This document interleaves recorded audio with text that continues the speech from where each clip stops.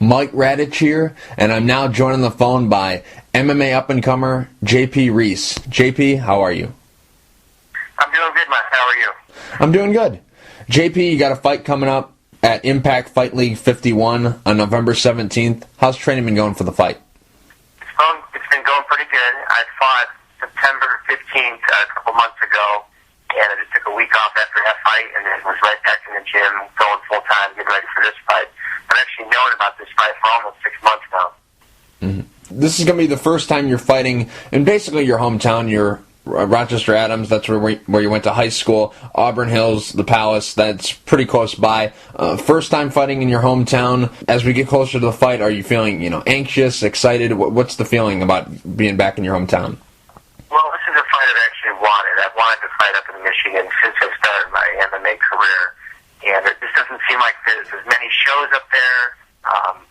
But I was told by some acquaintances back in Michigan that Joe Donofrio runs pro shows every once in a while, and I just kind of started tripping on him, and I stayed on him, and he gave me this opportunity in this fight, and I'm pretty excited to get up there. I'm going to be getting in Monday, and I really just rest the week of the fight.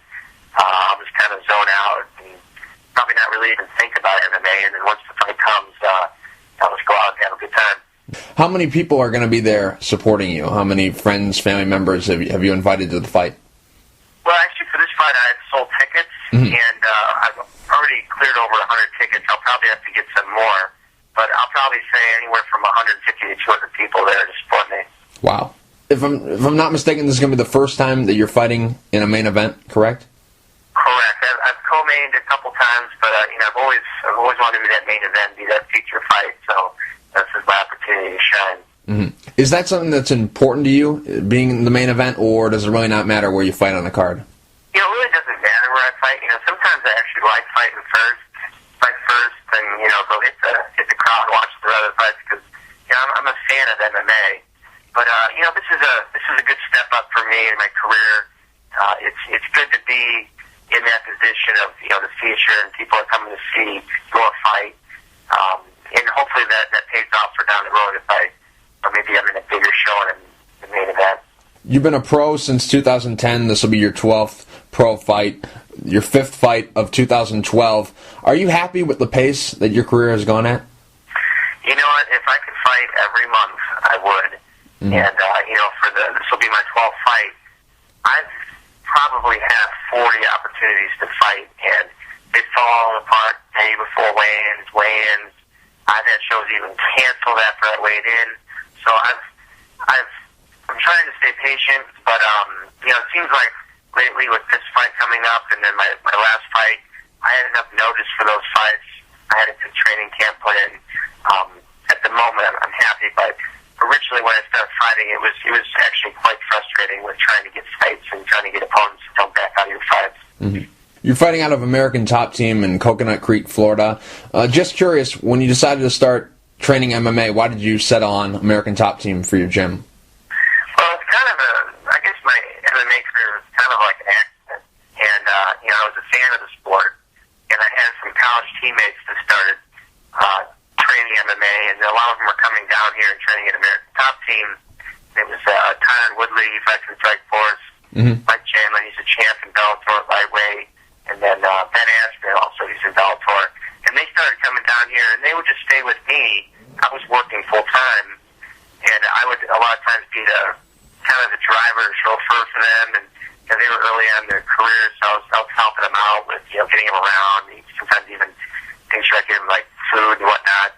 And they just kind of started dragging me to the gym, and then I started hopping in and, meeting the guys. And I lived down here. They didn't.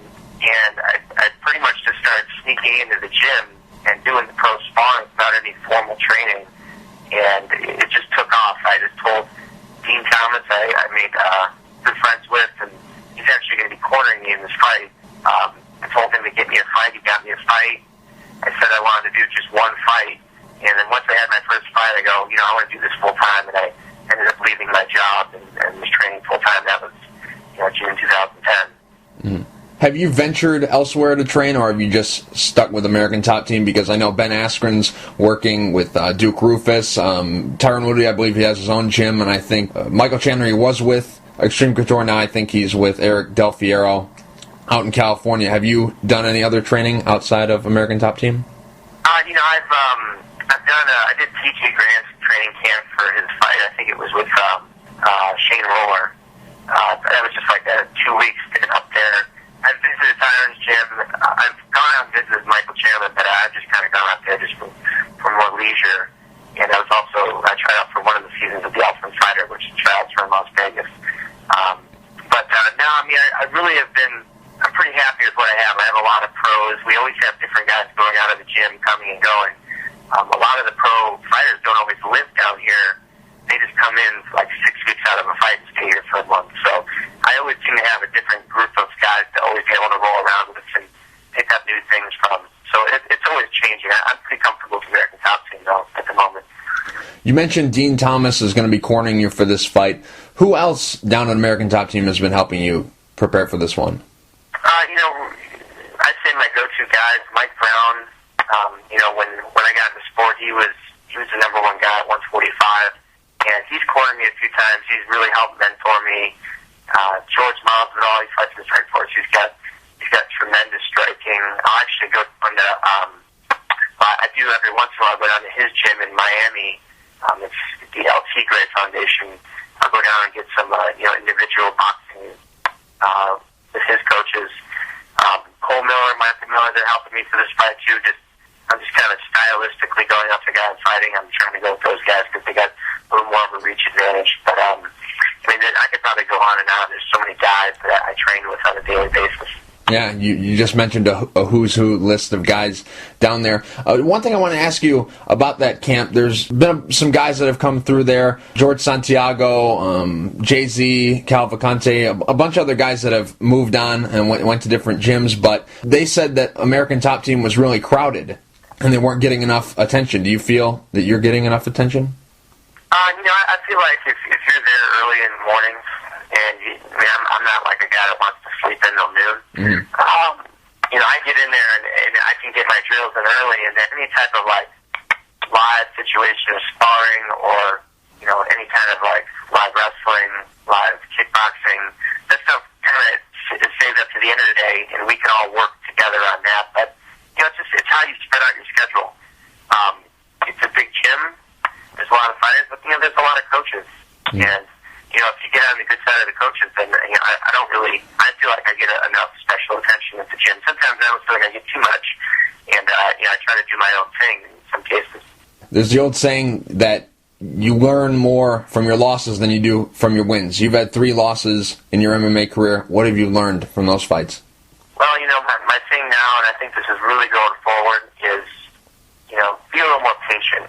I've taken fights on just a couple days' notice, and, Tyron Woodley told me that, champions are made off short notice fights. I got to be a little more patient with that. They were fights that I felt like I was in control, and maybe I could finish the fight early, and then really just my gaps ran out. My conditioning wasn't where I wanted it to be. That's something I really got to keep in mind. And then, I'm constantly trying to improve any weaknesses I have, but at the same time, focus on my strengths. I feel like my strengths every fight has been my wrestling, and it's my ability to try to set up my takedowns and my wrestling and my clinch with my striking game. And I feel like that's where I'm going in this sport and what's helping me. What's been the hardest part and what's been the easiest part of your transition from going from college wrestler to mixed martial arts? The hardest part is probably, when we're wrestling, we're used to competing 3 or 4 times maybe in a week. Some tournaments you wrestle 9 times in a day. With MMA, you fight some people fight twice a year. And that's something that I'm, starting to get used to. But in a way with the wrestler, I think it's actually hard. That's why maybe you'll see wrestlers will rack up more fights in a year than, other fighters. The easiest thing is we can handle the grind, the training and the 2 workouts, 3 workouts a day. We can handle that. We come from a grinding mentality. There's sometimes I'll say this. I always say that college wrestling's harder than MMA, just because we're always fighting through injuries, and we don't make excuses. Mm-hmm. You're 2-0 under the Bellator banner. Do you still have a contract with them? I've always done single bout agreements. I actually really like Bellator as an organization. They do a great job. I've tried to get fights in Windsor and also down here. This fight I'm actually taking, I actually took over Bellator. Bellator is in South Florida this weekend, but I was really more eager to fight in Michigan. I mean, plus I've been working on it for so long, I felt like I needed to get this fight. If you win on November 17th, Bellator 82 is going to be taking place at the Soaring Eagle Casino on November 30th. Would you be open to that if they offered you to be on that card? It depends how this fight goes. If I had like a nice clean win and it's kind of in and out, I'll always consider those types of fights. But the things got to depend. I mean, I'm always willing to fight. It's tough to say if they would or wouldn't offer me that fight. It's a little bit further from where I live. I think it's in Mount Pleasant. Yeah. So it's about 3 hours from home. But it really just all depends if everything goes well. I'm really more focused on just this fight next week. I also wanted to ask you about Strikeforce. Was that just a one-off with them as well? It was. It was like a Monday, and I was at the gym training, and they basically came out and said, "Hey, you want to take this fight?" I said, "Yep." I figured it was like an opportunity to get my foot in the door. And at the time, Zuffa had bought Strikeforce, and they gave me the fight, and they came back and said someone else took it. I said no sweat, and then probably like 9 o'clock on Monday for a Friday fight, they came back and said, "Yeah, if you really want this fight, we'll give it to you." So I took it, and I just figured it was a good shot. But like I said, I learned from that. I learned from taking fights on short notice. So now it's just a matter of just building up my record again, and hopefully getting an opportunity like that on probably more notice. Earlier, you mentioned that you're a fan of the sport. How big a fan are you of MMA? I mean, I watched the first UFC, and I still actually will probably go on YouTube every once in a while and go back and watch how interesting it was. And I always liked the whole style versus style, but in some cases it always created one-sided knockouts or submissions. But I always look up up-and-comers. I'm always watching all the UFC, Strikeforce, Bellator shows. I'll check the internet and follow like MMA Junkie and Sherdog and always see what's going on. So I always seem to know what's going on in the sport. And pretty soon, hopefully, I'll see my name all over those websites too. The reason why I asked was because UFC 154, GSP versus Carlos Condit is going to be the same night you're fighting. Is the fan in you a little disappointed that you're going to be missing that one?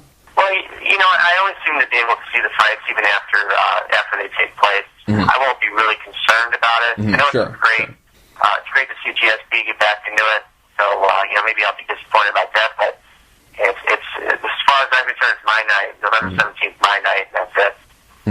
Well, on November 17th, you're going to be taking on Alex Trevino. What are your thoughts about him as an opponent? I'm not really sure. Usually you can look up fight footage, you guys, and there's really not a lot of footage on him. I know he has a wrestling background, but it just doesn't seem like he's fought that frequently, so I don't know, what he's in the sport for, or, what his long-term goals are. But really, at the end of the day, I just kind of focus on me. I focus on my effort at the gym, and then I back off my training probably 5 days before the fight, and I just go out and perform. Half the time I don't even know how the fight goes. I just have to get pieces of my memory back. A couple days later, go, oh yeah, I did that in the fight, or to see the video. But really, just I focus on my effort, and I just see what happens. This fight, are you looking to showcase any improvements that you made, or are you just going to fight it just like any ordinary fight?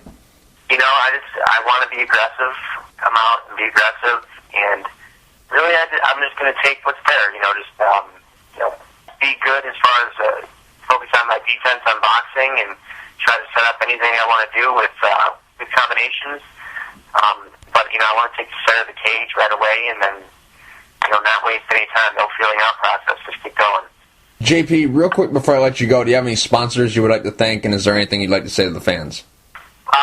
Well, I'd like to thank VPX Sports me in Florida. They've been with me since day one of my MMA career. Also, TM Smith Tool International out of the Michigan area, the Boca Tanning Club, and then also Studio RM for helping build my website, jpreese.com. Any fans out there, I hope you look forward to the fight. I'm going to put on a great show for you guys, and then after the fight, we're going to go out and have a good time. JP, thank you for taking the time to talk. I really appreciate it. Good luck November 17th at Impact Fight League 51 against Alexander Trevino. All right, Mike, thanks. I hope everyone out there is looking forward to it.